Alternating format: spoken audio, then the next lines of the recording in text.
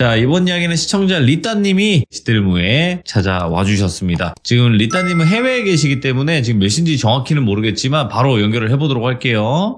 네, 여보세요. 리따님. 안녕하세요. 아유, 오늘 좀 늦은 시간에 이렇게 또 뵙네요. 여기는 아직 밝습니다. 거긴 몇 시인가요? 여기는 이제 오후 4시입니다. 아, 이제 좀 해가 니은에 또 저물어 갈 그쯤이군요. 네네, 아주 좋은 시간이죠. 그렇죠. 자, 오늘 리따님께서 또 이렇게 찾아와 주셨는데 오늘 해주실 이야기 어떤 얘기인지 듣지 않고 바로 한번 출발을 해보는 게 좋을 것 같다라는 생각도 드네요. 네, 좋습니다. 네, 알겠습니다. 그럼 바로 출발을 해보도록 할게요. 렛츠가! 기르십니다. 리따예요.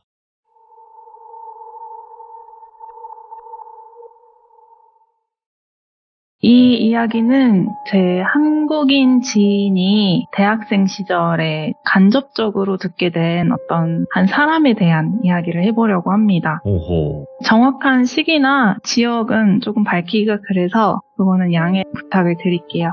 당시에 그 지인이 갓 군대에서 전역을 한 따끈따끈한 복학생이었다고 해요. 그래서 오랜만에 비슷한 시기에 전역한 동기들도 만나고 선배들도 만나고 또 군대에 가 있던 사이에 새로 들어온 후배나 아니면 신입생들하고도 이렇게 신나게 술자리도 가지고 안면도 트고 그렇게 하던 시기였다고 해요. 네, 그때 당시 술자리 사이에서 되게 자주 회자가 되던 어떤 신입생이 있었대요. 예. 똘비라는 남자 신입생이었는데 속된 말로 안주거리라고 하죠. 술 마시면서 남 얘기할 때 보통 그렇게 말을 하곤 하잖아요. 술자리가 한 10번이다 하면 그 10번 다 짧게든 길게든 그 술안주거리에 무조건 그 똘비 얘기가 나왔었다는 거예요. 근데 그 얘기들이 대부분 똘비에 대해서 좋게 얘기하는 분위기는 아니었대요. 근데 지인은 이제 막 복학을 했다 보니까 상황을 잘 모르잖아요. 그래서 잘 알지도 못하는 사람 얘기에 괜히 껴가지고 같이 흉보기도 좀 그렇고 그래가지고 그냥 똘비 얘기 나오면 귀로만 듣기만 하고 그냥 조용히 있었다더라고요. 근데 사람이 계속 듣다 보면 궁금증이 생기잖아요. 도대체 어떤 애길래 애들이 모였다만 하면은 이 똘비 얘기를 할까? 그것도 저렇게 안 좋게. 그래서 그 똘비라는 친구 얘기가 어떤 술자리에서만 나돌던 게 아니고 뭐 쉬는 시간이나 공강 시간에 과 학생이 몇몇 모였다만 하면 똘비 얘기를 막 하니까 너무 궁금해졌대요. 근데 그때 당시에 지인이 막 복학을 해가지고 좀 모든 게 다 어색하잖아요. 근데 그런 지인을 여기저기 이렇게 모임이나 술자리에도 자주 데리고 다녀주던 한 선배가 있었대요. 한 번은 그 선배한테 못 참고 물어본 거예요. 형, 혹시 똘비라는 애 알아? 걔 누구야? 이렇게 물어본 거죠. 그랬더니 선배가 아, 너는 똘비를 모르겠구나, 이제 와서. 야, 걔 뭐 몇 학번 신입생인데, 말도 마라, 이러더래요. 그래서 왜, 뭔데? 하면서 더 자세히 물어보게 되고, 이번 사연은 그때 지인이 그 선배로부터 듣게 된 내용으로 구성이 된 이야기입니다. 똘비라는 신입생이 이렇게 말하면은 좀 그렇지만 외모로만 사람을 판단을 해봤을 때 외모가 그렇게 출중하진 않았대요. 키도 한 165 정도의 남자치고는 좀 작은 편이었고 골격도 되게 왜소했대요. 근데 성격이 엄청 쾌활한 거예요. 말도 재밌게 많이 하고 약간 그 근자감이라고 하나? 그 어디서 오는지 알 수 없는 허세 같은 게 차있던 친구인데 예를 들면 뭐 아무도 그렇게 생각 안 하는데 혼자 거울 보면서 야 내가 봐도 나 진짜 잘생겼네. 연예인 해야겠다. 막 이러는 사람을 보면 처음에는 어이없다가 좀 뻘하게 웃기잖아요. 약간 그런 느낌이었다고 하더라고요. 근데 그렇게 막 입학을 해서 OT도 하고 사람들이랑 이렇게 알아가다 보면서 똘비가 조금씩 존재감이 커지기 시작을 한 거예요. 근데 똘비 본인이 얘기를 하기를 사실 자기가 다른 학교에서 이미 대학 생활을 했대요. 1년을. 근데 거기에서 진학을 했던 과랑 적성이 너무 안 맞아서 그냥 이 학교로 다시 편입을 한 거라고 하면서 사실 자기 나이는 21살이라고 했대요. 그러면서 동기들한테는 그냥 편하게 오빠 형이라고 부르라고 하고 또 선배들한테는 친구처럼 편하게 대해달라고 하면서 자기소개를 했대요. 근데 자기가 이전에 대학 생활을 했다고 말했던 그 학교는 소위 한국에서 상위 1%에 해당하는 대학교 이름을 얘기를 했다더라고요. 근데 물론 모든 대학이 다 훌륭하지만 그 지인이 다니던 학교는 똘비가 말했던 먼저 다녔다는 학교에 비해서는 살짝 낮은 위치에 있었거든요. 근데 이게 대학 생활을 한 2년 차만 돼도 아니면은 뭐 학사 편입 생각이 있는 사람이라면 금방 알 수 있는 오류가 뭐냐면 편입이라는 게 보통 4년제 대학을 기준으로 봤을 때 2년 이상 재학을 하고 나서부터 편입 자격이 주어지거든요, 보통은. 그리고 A 대학에서 뭐 2년 재학을 하고 B 대학으로 편입을 하게 된다고 쳤을 때 B 대학에서는 3학년으로 시작을 하게 돼요. 근데 똘비는 신입생으로 입학을 했고 본인 나이도 21살이라고 했으니까 그 부분은 조금 말이 안 되는 부분인 거죠. 근데 그 얘기를 들은 선배들은 대부분 똘비가 허세 부리려고 초장부터 이미지를 좀 잡는구나 이렇게 생각을 했나 봐요. 근데 이제 막 입학한 새내기들은 편입제도에 대해서 잘 모를 수 있거든요. 잘 모르는 친구들은 또 똘비를 뭐 오빠, 형 하면서 잘 따랐다고 하더라고요. 근데 이 똘비가 얼마나 부지런한 친구였냐면 자기 말에 따르면 신입생 동기들은 대부분 자기보다 어릴 거 아니에요? 한 살씩? 거의 모든 신입생들을 몇 명씩 이렇게 모아다가 밥이랑 술을 한 번씩 다 샀대요. 근데 아무리 그 친구가 뭐 동기들보다 한 살 많을 수는 있어도 그래봤자 학생인데 돈이 뭐 어디 있겠어요, 학생이. 근데 뭐 자기 집이 좀 넉넉해서 너네들보다는 뭐 용돈이라든지 부모님이 좀 잘 챙겨주시니까 또 내가 형이니까 오빠니까 동생들 잘 챙겨야 되지 않겠냐면서 남자 동기들한테는 밥 사주고 밥 먹고 나면 자료 옮겨서 술 사주고 술 먹고 나면 PC방 가서 밤새 게임 같이 하고 PC방비 다 내주고 막 이렇게 하니까 거의 남자 동기들 사이에서는 이 똘비가 술 사주는 돈 많은 형 이런 이미지가 생기면서 신이었대요. 근데 여자 동기들 사이에서는 이 똘비에 대한 평가가 조금 갈렸나 봐요. 뭐 어느 정도는 비슷하게 밥 잘 사주는 편한 오빠 정도로 자리를 잡은 것 같은데 한편에서는 아니 밥 안 사줘도 된다는데 술 안 사줘도 된다는데 끈질기게 막 밥 한 번 먹자 술 한 번 먹자 하면서 이렇게 들러붙는 똘비가 좀 불편한 친구들도 있는 것 같았대요. 근데 이 똘비가 동기들만 그렇게 챙겼냐? 선배들도 엄청 챙겼대요. 뭐 저번에 불러주셔서 감사했습니다. 저 좀 좋게 봐주세요. 저 예쁘게 봐주세요. 뭐 이런 명목으로 선배들한테도 그렇게 밥이랑 술을 막 사주고 다녔다더라고요. 근데 동기들한테는 좀 이렇게 허세 섞이게 뭐 오빠가 형이 뭐 어쩌고 이렇게 했다 하더라도 선배들한테는 또 말도 되게 조심스럽게 하고 그렇게 깍듯이 모셨대요. 근데 보통 선배들 입장에서는 이 후배가 뭔가를 사주는 게 막 엄청 일반적인 거는 아니잖아요. 그래서 뭐 대부분 선배들 사이에서는 똘비가 그래도 후배도 챙기고 또 한 살 많다고 그래도 선배도 챙기고 꽤나 괜찮은 친구 이 정도로 평가를 받고 있었던 것 같아요. 그러다가 똘비한테도 봄날이 찾아왔다고 합니다. 어느 여자 동기랑 마음이 맞아서 여자친구가 생긴 거예요. 근데 뭐 생긴 게 아주 잘생기진 않아도 똘비가 워낙 주변에 사람도 많고 잘 챙기기도 하고 좀 유머러스하다 보니까 그런 게 좋아서 만나나 보다 하고 다들 그렇게 생각을 했다더라고요. 근데 똘비가 입학한 지 얼마 되지 않아서 너무 활개를 치고 다녔던 탓인지 아니면은 또 새내기들 사이에서 이미지를 잘 만들어 놓은 탓인지 똘비가 일반 새내기 범주에서 좀 벗어나는 행동들을 하기 시작했대요. 예를 들자면 어느 날 이렇게 몇몇 대학교 상대로 대회가 열렸는데 과에 어떤 선배가 참여를 했던 프로젝트가 대상을 탄 거예요. 그래서 축하를 하는 자리가 있었나 봐요. 같이 이렇게 프로젝트 참여하고 도움을 줬던 후배들한테 이렇게 한턱 내고 싶어서 야 얘들아 오늘 내가 쏜다 어디로 몇 시에 모여라 이렇게 연락을 다 돌렸는데 약속 장소에서 그 선배가 아무리 기다려도 한 15명 정도를 불렀는데 한 3명밖에 안 오더래요. 근데 그럴 수 있죠. 선배가 부른다고 무조건 와야 되는 것도 아니고 다들 뭐 개인 사정이 있을 수도 있는 거니까. 근데 그 선배는 조금 서운했나 봐요. 평소에 자기 그렇게 잘 따르고 했던 후배들이었는데 이래저래 해서 저 오늘 못 갈 것 같아요 뭐 이런 말도 한마디도 다 없었고 그냥 안 와버리니까 거하게 쏠라고 장소도 다 섭외를 해놓은 상태였는데 그 넓은 공간에 3-4명 이렇게 옹기종기 앉아서 술잔을 기울였다더라고요. 근데 그 자리에 있던 또 다른 선배가 좀 화가 난 거예요. 아무리 그래도 그렇지 못 간다 연락이라도 좀 해주던가 이건 좀 아니다 싶어가지고 안 온 후배 중에 좀 각별히 친했던 한 명한테 연락을 했었나 봐요. 그랬더니 그 후배가 하는 말이 선배님 다름이 아니고 저 돌비 형이 그 대상 타신 선배님 모임이 취소됐다고 똘비 형 있는 쪽으로 오라 그래서 지금 그 안 왔던 12명이 다 똘비랑 놀고 있다고 했다는 거예요. 그래서 이게 뭔 소린가 싶어서 야 거기 똘비 있으면은 같이 있으면 좀 바꿔봐라 해가지고 똘비가 전화를 했대요. 그랬더니 이제 선배가 그런 거죠. 똘비한테 야 지금 후배가 뭐 우리 약속이 취소됐으니까 너한테 오라고 네가 그랬다던데 그게 뭔 소리야? 이렇게 물어보고 물어보니까 똘비가 되게 곤란하다는 듯이 선배님 그게 아니고 잠시만요. 제 자리 좀 옮길게요. 이렇게 하더니 선배님 사실 얘네가 뭐 선배님이 부르신 모임에 너무 가기 싫어하는 눈치더라고요. 무섭다고 하고 재미도 없는데 오라고 하니까 가야 되나 어째야 되나 이렇게 고민을 너무 하고 있길래 제가 그냥 총대 메고 그 모임 취소됐다고 하고 제 쪽으로 불렀습니다. 선배님들한테 그렇게 어려워하지 말라고 제가 지금 잘 타이르고 있으니까 너무 마음 상해하지 않으셨으면 좋겠습니다. 제가 잘 타일러 볼게요. 죄송합니다. 막 이러더래요. 오호. 조금 이제 벙찐 거죠, 선배들이. 가깝게 지내던 후배들이 그렇게 우리를 무서워하거나 뭐 어려워하거나 그런 줄도 몰랐고, 그리고 또 똘비가 가운데서 좀 이렇게 중재하는 듯한 그런 포지션인 것도 조금 어딘가 마음에 안 들고 그러더래요.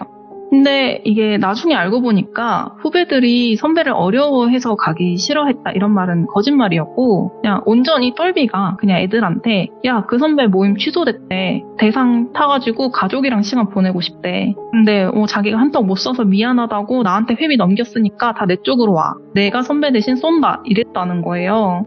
후배들은 가뜩이나 평소에 똘비가 이렇게 잘 챙겨주는 형, 오빠기도 하고 똘비가 그렇다고 하니까 그냥 별 생각 없이 그런가 보다 하고 똘비 있는 쪽으로 갔던 거죠. 그런 일도 있었고 또 한 번은 전공 교수님 중에 유독 이 목소리가 되게 자장가 같으신 분이 있으셨대요. 다들 그런 교수님 한 분씩 계시잖아요. 혈기왕성한 새내기들한테는 그 교수님의 수업이 너무너무 재미가 없는 그런 교수님이었던 거죠. 근데 재미없는 건 재미없는 거고 전공 과목이면 뭐 필수로 들어야 되니까 뭐 다들 눈을 꿈뻑꿈뻑 하면서 듣다가 쉬는 시간이 됐대요. 근데 다음 시간도 같은 수업이어서 10분 쉬고 교수님이 학생들이 다시 들어오기를 강의실에서 이렇게 기다리시는데 아무리 기다려도 학생들이 반 이상을 안 오더래요. 보통 이렇게 수업을 짠다고 하죠. 뭐 한두 명 정도 이렇게 학점 신경 안 쓰는 친구들이 1교시만 듣고 2교시는 째고 뭐 하는 일은 있어도 예를 들면 그 강의에 뭐 한 30명이 들어오는데 그 중에 20명이 째거나 하는 일은 거의 없는 일이거든요. 그래서 교수님이 일단 수업을 진행은 하셨는데 수업 끝나고 남아있던 학생들한테 물어본 거예요. 다른 애들 다 어디 갔냐고. 그랬더니 다들 모르겠다고 하더래요. 다른 남아있는 학생들이. 근데 그 남아있던 학생들은 대부분 이번 학기에 복학을 했거나 아니면 저번 학기에 학점이 좀 모자라서 다시 듣는 학생이거나 청강을 하러 온 학생들이었고 새내기는 아무도 없었대요. 교수님이 이번 일을 조교한테 얘기를 한 거예요. 야, 내 수업 시간에 이런 일이 있었는데 내가 뭐 애들한테 직접 연락을 해서 물어보기도 좀 그렇고 네가 한번 알아봐라 이렇게 한 거죠.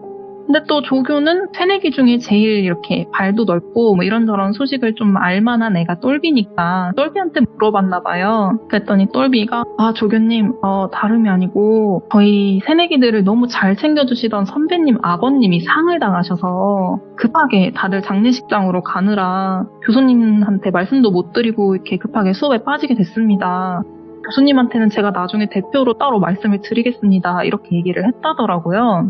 그래서 그 조교가 아니 어느 선배 아버님이 상을 당하셨냐 우리도 조문을 하겠다 이렇게 얘기를 했더니 그거는 말씀드리기가 좀 그 선배가 안 알리고 싶어 하셔서요 죄송합니다 뭐 이랬대요. 근데 이게 좀 상식적으로 말이 안 되는 일이잖아요. 수업 중간에 뭐 20명 넘는 학생이 수업을 다 째고 조문을 가는 일이 이게 너무 이상하니까 그래서 조교가 이를 좀 몇 명한테 더 알아본 거예요. 근데 이게 만약에 거짓이든지 진실이든지 간에 한두 명한테만 물어봐도 쉽게 알 수 있는 거거든요 사실. 알고 보니까 첫 번째 수업이 끝나고 쉬는 시간에 똘비가 새내기들만 있는 단톡에 야, 뭐 땡땡 교수님 두 번째 수업 휴강 떴다. 나한테 말씀하셨는데 혹시 모르고 수업 들으러 오는 학생들이 없게끔 좀 잘 전달을 해달라고 하셔가지고 다들 두 번째 수업은 절대 들어가지 마. 이렇게 공지를 했다는 거예요. 가뜩이나 졸리고 재미없어 듣기 싫은 교수님 수업이었는데 새내기들은 예스 이러고 아무도 강의실로 안 들어온 거죠.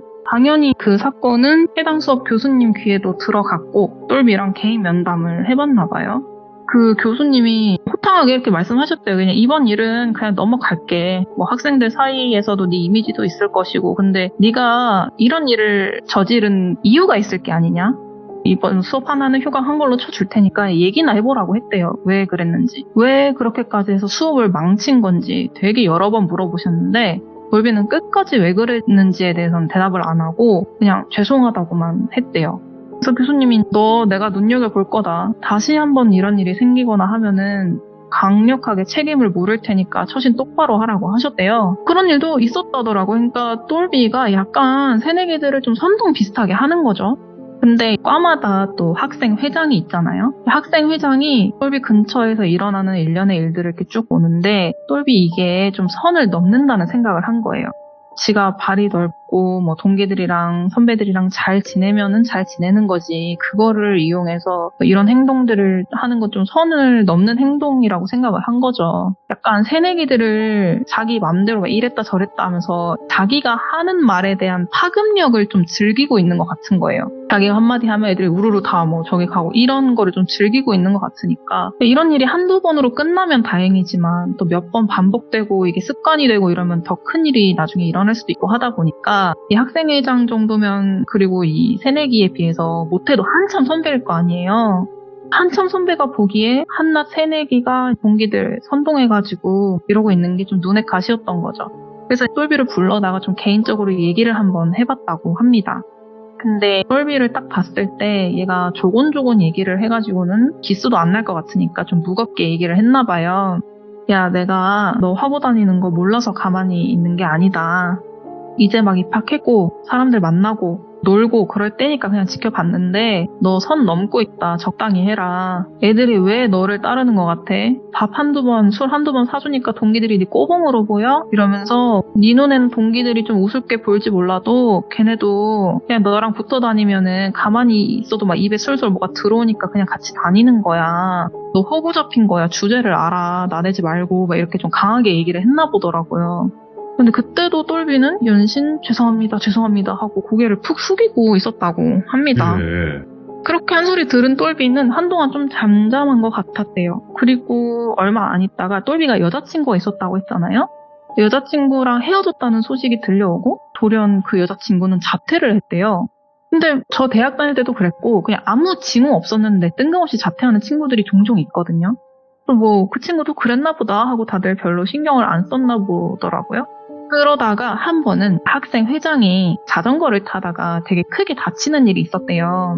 학생회장이 평소에 이제 학교랑 집이랑 멀지가 않아서 운동도 할 겸 자전거를 타고 통학을 했다더라고요. 근데 정문이랑 학교 사이가 엄청 가파른 오르막길로 되어 있었는데 그날도 자전거를 타고 하교를 하다가 자전거 바퀴에 문제가 있었는지 그대로 꼬꾸라져가지고 거의 정문까지 얼굴 쪽으로 슬라이딩을 하면서 몸이 미끄러졌나 보더라고요. 그래서 코뼈 골절되고 안면 아주 큰 타박상을 입어서 거의 한 달 넘게 입원을 했었어야 했나 보더라고요.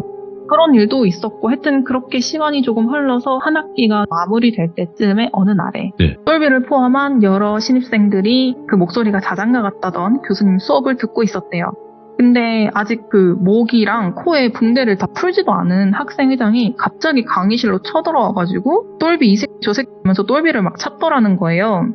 다들 이렇게 벙쪄가지고 교수님도 너 지금 뭐 하는 거냐고 하고 그래서 막 학생회장 좀 말렸는데 그 성치도 않은 몸에서 어떻게 그런 힘이 나오는지 교수님을 뿌리치고 똘비한테 성큼성큼 가가지고 똘비 얼굴에 그냥 주먹을 꽂았대요. 똘비가 맞은 얼굴 이렇게 부여잡고 왜 이러세요 선배님 왜 이러세요 이렇게 하는데 학생회장은 눈에 뵈는 게 없었나 봐요. 막 달겨들고 주변에 다른 학생들이 막 회장을 잡고 뜯어내고 막 말리고 했나 보더라고요. 그래서 학생회장이 막 네가 사람이냐 짐승이지 너 이거 범죄다 너 가만 안 둔다 막 이러면서 소리를 막 지르고 이러니까 교수님이 경비 부르고 애들도 말리고 난리가 난 거죠. 그야말로. 그 이후로 일처리가 어떻게 해결됐는지는 이 얘기를 제 지인한테 해주던 그 선배도 들은 게 없어서 잘 모른대요. 근데 그 선배가 학생회장하고 동기였어가지고 그 사건의 전말은 꽤나 좀 자세하게 들을 수가 있었나 봐요. 그 학생회장이 퇴원을 앞두고 있었는데 병실에 누가 병문안을 왔더래요. 근데 학생 같긴 한데 한 번도 본 적 없는 얼굴이었는데 이제 자양강장제 같은 걸 한 박스 들고 이렇게 자기한테 병문안을 왔다고 하더래요. 근데 아무래도 학생회장이다 보니까 지금까지 뭐 얼마나 많은 학생들이나 후배들이 병문안을 왔겠어요. 꼭 같은 과가 아니더라도 다른 과에서도 많이들 오고 이랬다 보니까 그냥 또 다른 과 학생장 누가 시켜가지고 왔나 보다 이렇게 생각을 하면서 병문안 고맙다고 음료도 잘 마시겠다. 근데 누구? 이렇게 했더니 되게 의외의 인물이었다는 거예요. 똘비의 기숙사 룸메이트라고 했대요. 처음에는 똘비 기숙사 룸메이트가 왜? 이렇게 생각을 했는데 지금까지 학생회장이 입원하고 치료받는 동안 똘비가 정말 많이 병문안을 왔다고 해요. 올 때마다 막 간식거리도 이렇게 한가득 사오면서 선배님 쾌차하시라고 다들 걱정 엄청 많이 해요. 선배님 빈자리가 너무 커요. 빨리 돌아오세요. 이러면서 그렇게 자주 왔다는 거예요.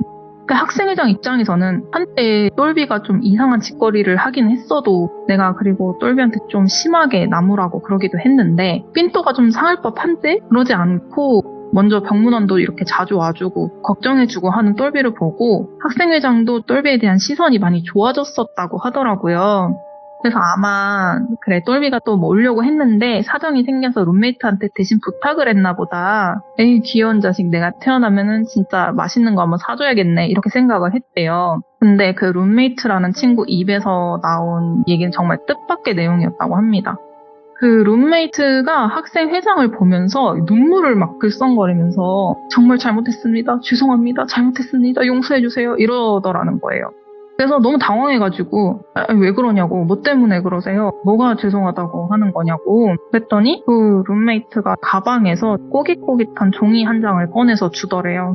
이게 뭐지? 싶어갖고 종이를 펼쳐보니까 그 종이 안에 내용이 1번 김돌순 돈미세 여성을 성적으로 헛되게 이르는 말로 만들기 2번 박돌현 교수 수업대 쪽주기 3번 이돌자 커닝페이퍼 주작으로 나락 보내기 4번 채돌국 자전거 바퀴 바람 빼기 이런 식으로 못해도 20개에서 25개 정도 리스트가 있었는데 리스트 내용이 다 저런 식이었대요.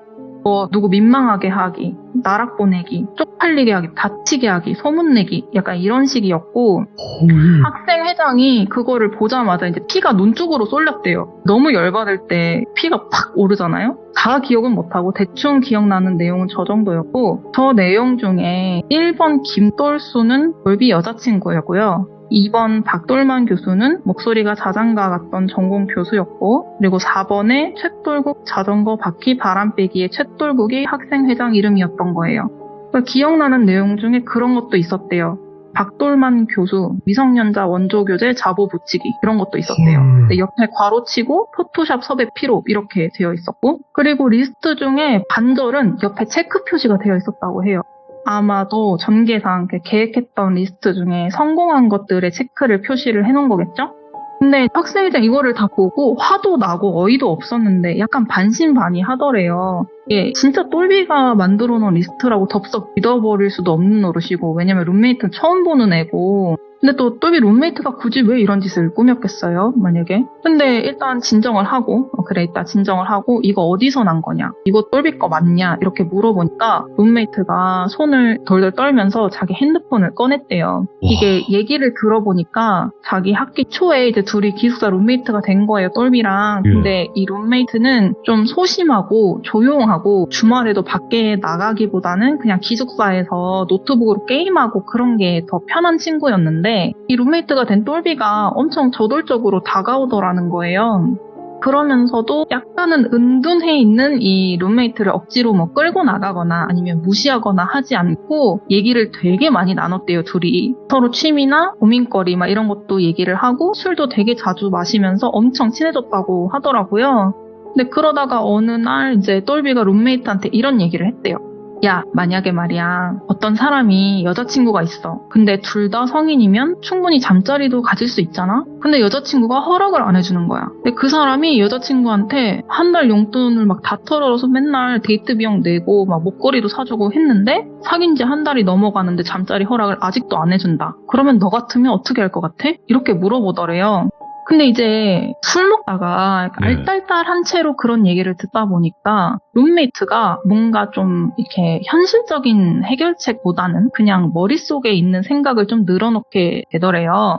그래서 룸메이트가 했던 말이 야, 여자가 나쁘네. 받을 거 다 받고 잠자리 허락을 왜 안 해줘? 야, 나였으면 괘씸해가지고 한 방 먹일 것 같은데? 라고 했대요. 그랬더니 똘비가 어떻게 한 방 먹일 것 같은데? 말해봐. 이러더래요. 진짜 그냥 룸메이트는 진짜 그냥 자기 상상 속의 시뮬레이션을 얘기를 한 거예요. 그리고 친구들이랑 얘기하잖아요. 뭐 이러면 어떨 것 같아? 뭐 그냥 말도 안 되는 얘기 하듯이.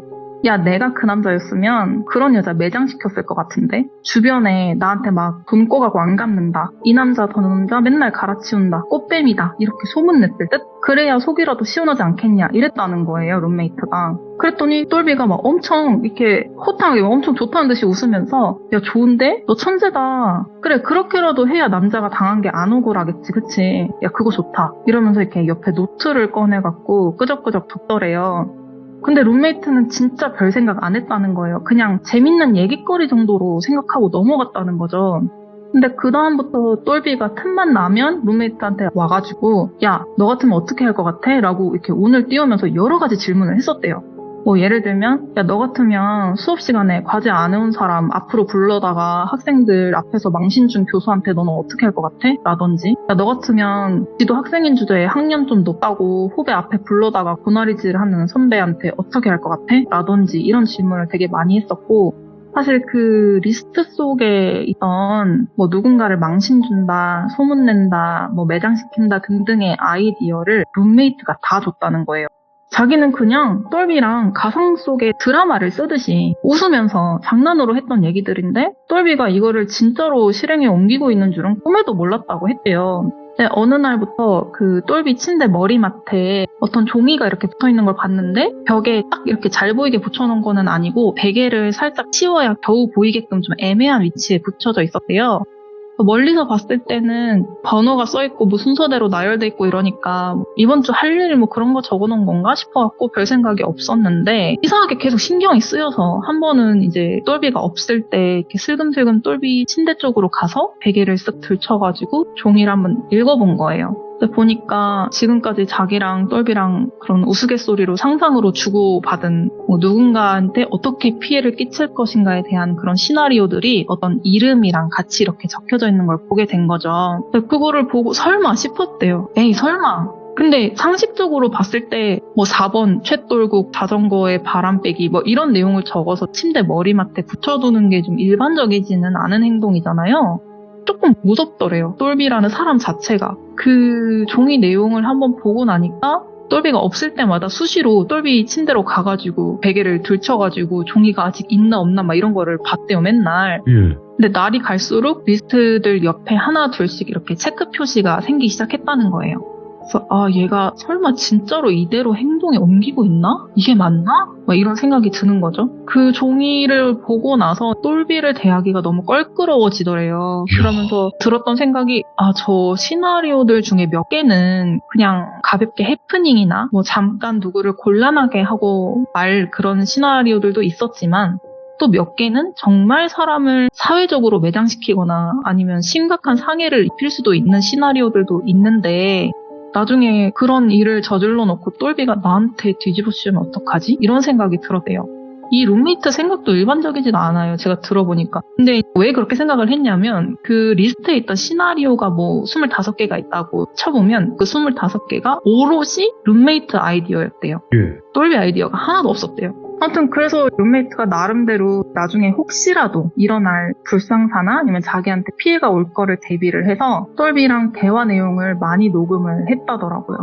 한 번은 똘비가 아주 신이 나가지고 먹을 거며 술이며 잔뜩 사와가지고 룸메이트랑 술 파티를 벌였대요. 근데 자기가 막 오늘 아주 기분 좋은 일이 있었다면서 막 떠들길래 그때 룸메이트가 조용히 핸드폰으로 녹음기를 켜고 주머니에 넣어놨대요. 둘이 한껏 취기가 올랐을 때 똘비가 그랬대요. 야, 바람 빠진 바퀴 자전거로 내리막길을 달리면 어떻게 되게? 이랬대요. 그래서 룸메이트가 넘어지겠지? 하니까 그렇지! 와하하하! 이렇게 웃더래요. 코뼈 부러지고 얼굴 다 갈리고 네가 그 꼬라지를 봤었어야 되는데 진짜 대박이었는데 이랬대요. 룸메이트는 속으로 생각을 한 거죠. 아, 얘 진짜 뭔가 일을 저지르고 있구나. 설마가 아니고 이거 진짜구나. 이렇게 생각이 드니까 살짝 올라왔던 취기도 싹 가셨대요. 근데 거기서 룸메이트가 누가 넘어졌는데? 쇳돌국? 이렇게 질러버린 거예요.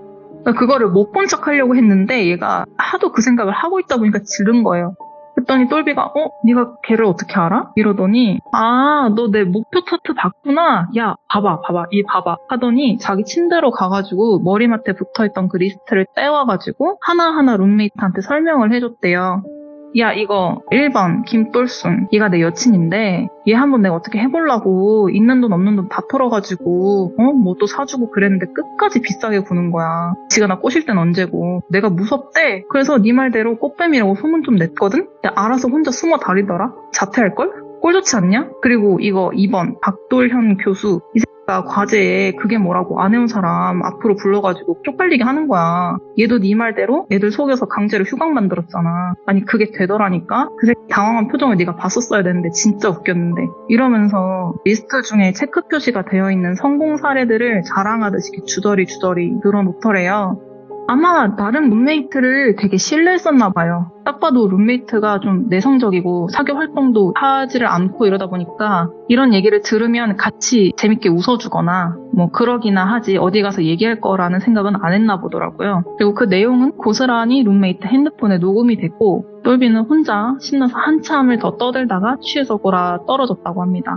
이 룸메이트라는 친구가 충격을 받은 거예요. 자기는 진짜 그냥 장난으로 했던 말들인데 똘비가 그거를 실천에 옮기고 있다는 것도 충격이고 그거를 자랑처럼 늘어놓으면서 막 기쁨에 겨운 그 표정이라든지 그런 게 너무 섬뜩하고 소름이 끼쳤대요. 그래서 룸메이트가 거의 한 달을 고민을 했다더라고요. 그냥 모른 척을 해야 할지 똘비를 말려야 할지.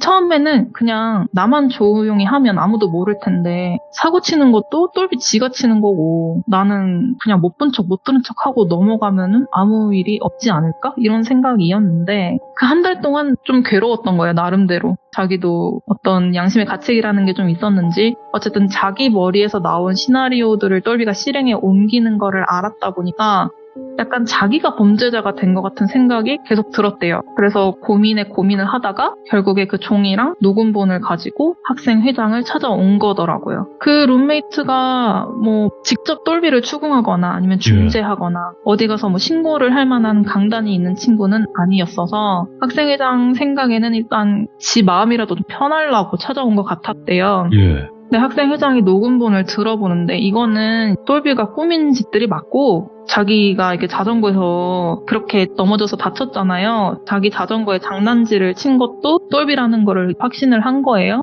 그래서 퇴원 수속이고 뭐고 그냥 달려 나온 거예요. 그리고 아무 일 없다는 듯이 수업을 듣고 있던 똘비를 찾아서 주먹을 날린 거죠. 그 이후에 똘비라는 친구가 뭐 어떤 법적인 처벌을 받은 건지 징계를 받았는지에 대한 얘기는 소문으로만 남아있고 학생회장도 그 부분에 대해서는 자세히 얘기를 안 해주더래요. 왜냐면 자기도 폭력을 썼잖아요. 그래서 뭐 합의를 본 건지 그것까지는 얘기를 안 해주더래요. 다만 그날 이후로 똘비는 학교에서 흔적도 없이 사라졌고 학생들은 모였다만 하면 똘비에 대한 추측성 그런 뒷담화를 하기 시작한 거죠.